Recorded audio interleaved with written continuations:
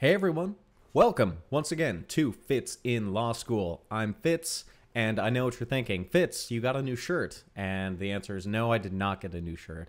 However, I did get a fresh new beard, and I also got rid of most of my hair. I transferred it from here down to here. So yeah, that's how the coronavirus is treating me in a weird way. I've never grown my beard out this much before in my entire life, so let's see where this goes. But that being said, we have two things to talk about today. First thing to talk about, as usual, is done with the semester. But not only done with the semester, but also done with my second year of law school, which means that I am now 2/3 of the way done. Whoa, crazy. Who knows what next semester is going to be like, if we're going to have online classes or mixture, or the virus is going to be gone. Who knows? It's probably not going to be. But that's quite interesting. But the thing that I want to talk about today is essentially one of the latest arguments that the Supreme Court heard it was on Monday, I think, either Monday or Tuesday. But essentially what it was is it's Trump versus Vance. And essentially what I want to do is I want to talk about the case. I want to talk about what the case is about, and then the two pretty big precedents that are kind of informing the court's decision when they make the decision. So first, where did this come from? All right. This is a combination of two different cases. It's Trump versus Mazar, US or whatever, and Trump versus Vance. So Trump versus Vance is from the Southern District of New York. And the Southern District of New York is a very active, very prestigious district within the United States. And essentially what they sued is they sued the Trump organization for financial records from June 2015 to September 2018. And what they're alleging is they're basically saying, we're investigating the Trump organization because we think that the Trump organization broke laws when it came to financial disclosures, specifically about Trump paying off the porn star for that affair. And so essentially this is their normal investigation, is they want to go and investigate the Trump administration to see if they broke financial disclosure laws when they made that payment. The second thing is from it's three House committees in the House doing investigations, and they are essentially subpoenaing Trump's tax information from various companies, but most specifically, it's essentially a financial consultant firm who has Trump's business records. And they are asking for that for primarily two reasons. The first thing is they're kind of saying that they think that Trump broke federal law when it comes to financial disclosures and all that stuff. And the second is that they want to create new ethics laws and new financial disclosure laws and all that stuff. And they're essentially looking to Trump to provide the best kind of information on how to write those laws. Essentially, they're saying Trump is the worst at this kind of a thing. And so we want to protect the country against what Trump has done. And so we need to see what he has done in order to make them the best laws that we possibly can. The first reason is not that great. Courts don't really like, even if it's Congress, kind of unfettered investigatory power. It has to have some sort of purpose. And so when it comes to Congress, Congress usually, when issuing a subpoena, especially kind of connected to the executive branch, they need to have some sort of legitimate purpose, especially when it's just a normal kind of investigation or in the course of the committee's reasons for existence. So the Congressional Oversight Committee is the primary committee that has been driving this particular lawsuit, and it's actually Trump suing a company, or Trump suing to get an injunction to prevent these kinds of financial records from being disclosed. And so the House Oversight Committee, citing House Rule number 10, Section 3, subsection I, it says, quote, "The Committee on Oversight and Reform shall review and study on a continuing basis the operation of government activities at all level, including the executive office of the president." So it's their job to oversee the executive office of the president and essentially mold the laws based on what would be best for policing and making sure that that branch is doing its job properly. So essentially, the court is deciding whether or not it's okay for these two distinct parties, the Southern District of New York and Congress, to be able to get records that the president has claimed privilege over.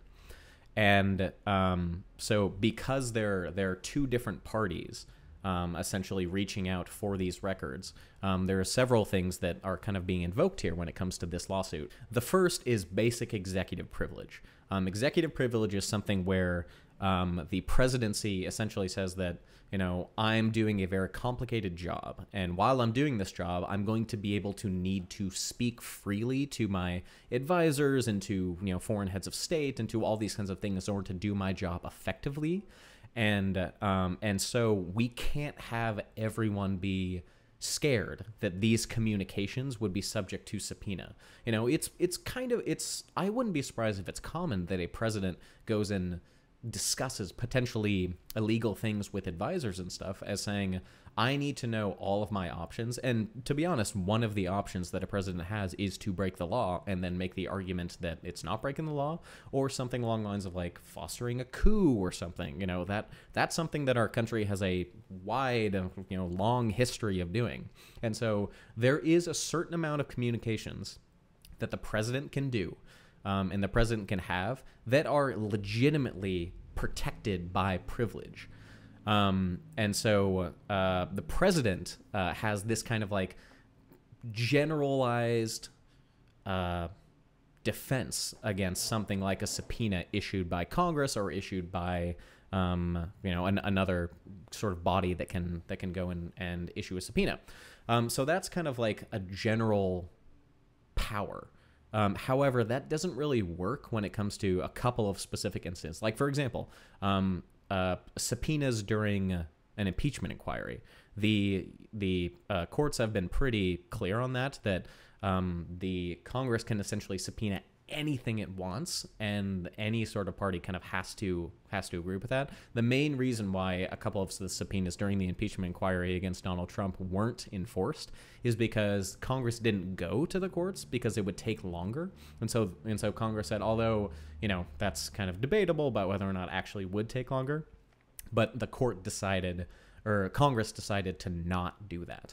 And kind of keep it as more of a political process. The second way in which Donald Trump is kind of claiming that he is able to do this is through some weird kind of vague idea of presidential immunity through the Article 2 of the Constitution. Article 1 of the Constitution talks about Congress and their responsibility. Article 2 talks about the presidency, and Article 3 talks about the judiciary. So this is where it gets into kind of the weird stuff that the Trump administration is arguing for. The Trump administration is saying that while you are president, you have complete and total immunity from any kind of criminal investigation or prosecution. That means that while you are president, there is absolutely nothing that any kind of investigative body can do to ask for records, to ask for, you know, any kind of thing, because they're president. That doesn't mean that you're immune from prosecution ever. That just means that while you're president, you can't be investigated for anything at all. The interesting thing, though, is that is not supported by any legal history. That's not supported by the jurisprudence surrounding kind of executive immunity, and we'll get to that in a second. And that's not really supported by, like, this is the legal basis of that weird statement that Donald Trump said, where he said, where I could stand in the middle of Fifth Avenue and shoot somebody and I wouldn't lose any voters, okay? It's like incredible. But what is happening here is the president and his lawyers, and so by extension the president, is saying that no matter what I do while I'm president, you can't investigate me no matter what. No matter what I do. If I kill someone, you can't investigate me until I'm out of office. And there are a couple of different reasons that they've said, you know, why this should be the case. It would be distracting if you're president and you have to worry about, you know, an investigation or something like that. It violates his privacy and, you know, all that kind of stuff. And so, yeah, that's an interesting idea. And that doesn't necessarily preclude it from working. There have been, every single thing has come up for the first time at some point. So that doesn't necessarily mean anything. But the difference is, though, is that this would be kind of a judicial ratification of this idea that while you're president of the United States, you are in fact above the law while you're president. The other thing, though, is like this would also have some real ramifications to certain things that might affect someone being brought to justice legitimately. Like, let's say that the Supreme Court says, all right, fine, while you're president, you can't be indicted and you can't be investigated for anything whatsoever. There are certain crimes that you could commit as president, or certain crimes that may happen right before your presidency or something like that, which would then lead you to there are certain crimes that have a very exact statute of limitations, which means that you have a certain amount of time after the crime is committed to when you file a claim in court, that if that expires, you no longer can do that. And so that's actually, I think, some of the reasons why some of these financial crimes were kind of brought up as soon as possible, is because the statute of limitations might have run out. And so that means that someone could break a couple of federal laws right before they get into office, and then just count on the 4-year period that some statutes of limitations might run after that, and then just get off scot-free because they had this weird blanket immunity. Like, that's not right. That's not right at all. And the second thing is that we shouldn't be looking to the presidents of the presidency, that position of the presidency, as a way to escape prosecution. Like, that seems like that would be another odd motivation for someone to want to get to the presidency, is so that they can't get in trouble anymore. Like, that just seems odd. That seems contrary to our belief that this is a land where it's the rule of law and blah, blah, all those things happen. So, getting onto the two cases that are actually really, really important when talking about presidential immunities. The first one is United States versus Nixon, and the second one is Clinton versus Jones. So let's go in chronological order here. So United States versus Nixon is a very, very famous case, and that is obviously dealing with Richard Nixon as he was president of the United States, and this decision was made in July of 1974. So essentially what happened here is the court was reviewing a lower court decision, and that lower court decision was part of the criminal investigation into the break-in to the Watergate Hotel. You might want to send a maintenance man over to that office across the way. The lights are off and they must be looking for a fuse box or something, because them flashlights, they're keeping me awake. And as they got caught, they started giving information, and in order to find anyone guilty, you need to have evidence to do that. And so what happened is the criminal investigators went and issued subpoenas for various information, including stuff from the White House. And kind of voluntarily, before a couple of these subpoenas were issued, the Nixon administration released all of these transcripts and all that stuff, and also recordings of the conversations that were being held within the Oval Office with Richard Nixon, talking about a bunch of stuff. However, a lot of these tapes and a lot of these transcripts were edited, and they were edited in order to, according to the Nixon administration, they were edited to keep out some of the more important or salacious or classified information from the presidency, which is legitimate. However, there was one tape that had the infamous 18 and a half minutes of time that was all of a sudden blank, edited out, and the conversation indicated that it was clearly about the Watergate Hotel and the Watergate break-in. And all of a sudden, there was this blank space. And so this subpoena was about that 18 minutes. And the court there, the lower court, the district court, essentially said, you have to hand this over. It's criminal investigation, you got to hand it over. And the Nixon administration, and think about this in terms of Trump versus Vance, the Nixon administration claimed blanket immunity, saying, nope, sorry, like this is presidential immunity, so can't do it, can't happen. So in a 9-0 opinion, the court essentially said, and this is a quote here, so essentially the court said, no, you got to turn it over. This is a criminal investigation, and that happens to involve the White House. However, it's a criminal investigation, and the courts have a important power to issue subpoenas, and then the subpoenas have to be listened to. And so one of the more powerful quotes is, quote, "The presumptive privilege of presidential communications must be considered in light of the historic commitment to the rule of law. This is nowhere more profoundly manifest than in the view of the twofold aim of the criminal justice is that guilt shall not escape or innocence suffer. To ensure that justice is done, it is imperative to the function of courts that compulsory process be available to the production of evidence needed either by the prosecution or by the defense." So it's essentially saying the idea of the rule of law makes this power by courts to be extremely important. And so that you can force someone to do something for a prosecution or a defense is a good thing, and it supports the rule of law. And so that decision was 9-0, and that was in 1974. The second case was in May of 1997, and that was Clinton versus Jones. So of the myriad of legal troubles that the Clinton administration was having, one of them was a sexual harassment lawsuit against Bill Clinton. And so what the Clinton administration was trying to do at the time was trying to say, hey, we're not necessarily saying that this didn't happen. We're not necessarily saying that it did. What we are saying, though, is that right now the president is in a tough position. The presidency is a very tough, important position. And so we don't want to have him or his ability to perform this position interfered with if they would have to kind of deal with a lawsuit that kind of has nothing to do with his presidency. So this suit was a woman who was claiming sexual harassment from Bill Clinton, was trying to get damages from Bill Clinton.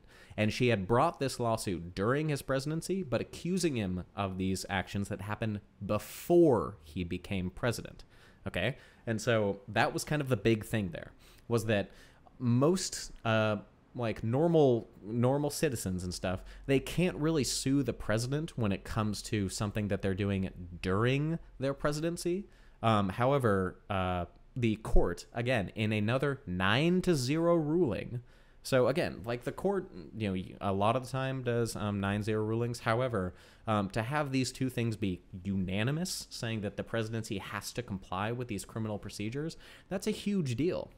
And so the court essentially said, I have two quotes from this. The first one is, "When defining the scope of an immunity for acts clearly taken within an official capacity, the Supreme Court of the United States has applied a functional approach. An official's absolute immunity should extend only to the acts in performance of particular functions of his office. Immunities are grounded in the nature of the function performed, not in the identity of the actor who performed it." So essentially what the court here is saying that those immunities that come with a certain office are connected to that office itself, but not to the person. So the idea that you have a beginning and an end of the time that you're in office, that period is when you could possibly claim immunity. If there's an action that you took before or after you became, or after you started to get involved with that office, then you can't claim immunity while in office for something that you did outside of those two bounds. So that means that Donald Trump's claim that while he's in office, he can't be prosecuted for anything that happened before or after is just not supported by the case law. And then the second one is a little bit shorter, but it is settled law that the separation of powers doctrine does not bar every exercise of jurisdiction over the President of the United States.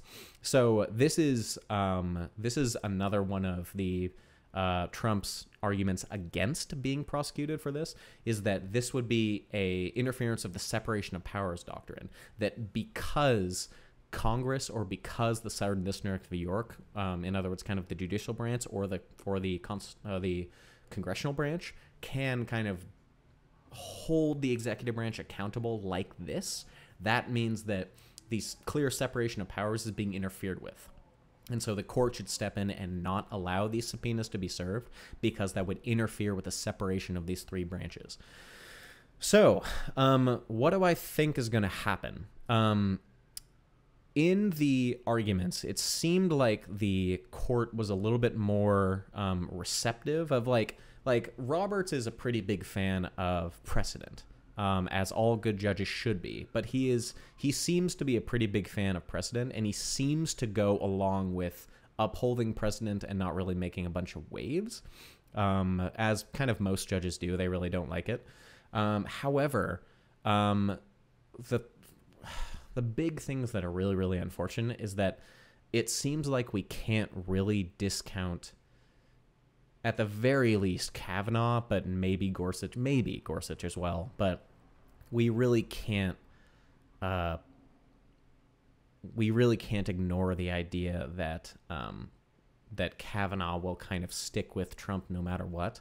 Kavanaugh had a couple of interesting things when it came to the Ken Starr investigation into the Clinton administration. He was a part of that investigation, and he obviously had, a couple of different opinions over the years. When it was Bill Clinton, he said, we should definitely go and investigate him to the ends of the earth, and he needs to listen to subpoenas and stuff. And then afterwards, during the Trump administration, he flipped that, which is kind of unfortunate. And so we'll kind of see what happens. But it seems like the court is a little bit more supportive of the case for the Southern District of New York, because they're talking about it's a little bit more clear cut and kind of in the realm of precedent, as opposed to the congressional investigations. That being said, though, there was a point that Justice Ginsburg brought up that I think is kind of a good thing to think about, is when it comes to criminal procedure, and when it comes to the functions that are performed by certain parties in criminal procedure. She said that we don't really care about what the motivation is, as long as the end result is a legitimate function of that law enforcement official or officer, Congress, or whatever. And what she was referring to was something within CrimPro where the courts kind of ignore the motivation. The example is, if there's a cop who is just sitting in his cruiser or just driving down the highway or something like that, and sees someone, and in the car they see someone who has brown skin, and they say, oh, I think that they're an illegal alien, they can't pull someone over because of that. What they can do, though, is they can still have that mental process, but if you're driving down the highway and you're 1 mile an hour above the speed limit, then they can pull them over for that. That is okay in our criminal justice system. Is we kind of ignore the prior motivations. If the motivations are bad, we don't really care about that. What we care about is whether or not they pulled them over for a legitimate legal purpose. And if they did, then that means that stop is okay. So we ignore the motivation, but as long as the end result is a legitimate legal purpose. And that's kind of what Justice Ginsburg was talking about when she was saying, why should we care about what the motivations are of Congress if they're political or if they're this presidential harassment kind of a thing? Should we care? Because the end result is going to be ethics laws that are put in place requiring financial disclosures or separating yourself from your business or something like that. So isn't this kind of the same principle? So it seems like perhaps likely it might be like a 6-3 or maybe 7-2 opinion. I hope so anyway. I mean, honestly, I hope that both of them are a 9-0 opinion, and all the judges are being real and honest about what this kind of thing actually is and what this represents as the ability to hold the executive branch accountable and not go into this weird, unitary executive thing that's slowly been spreading more and more and more. Phenomenal cosmic power! But if I had to guess, let's say they're separate. If I had to guess, then I would say it would be either 5-4 or 6-3 in favor of Vance for the Southern District of New York. And for the congressional one, I'd say it'd probably be 5-4 in favor of Trump. But let's hope that's not the case. But yeah, so that was just a little small explanation about what this is. But unfortunately, this kind of is a complicated way of saying it really is about whether or not the presidency is above the law while you're president. I don't know. I'm not sure what happens. We expect there to be a decision about this in July. So April, May, June, July. So next month. So we shall see. Hopefully, law will prevail. Woo! But yeah. Okay. That was a long time and a long talk. But yeah, so that's what's going on. All right, everyone. Keep growing your beards. Stay indoors. Stay safe. Wash your hands. And I'll see you next time.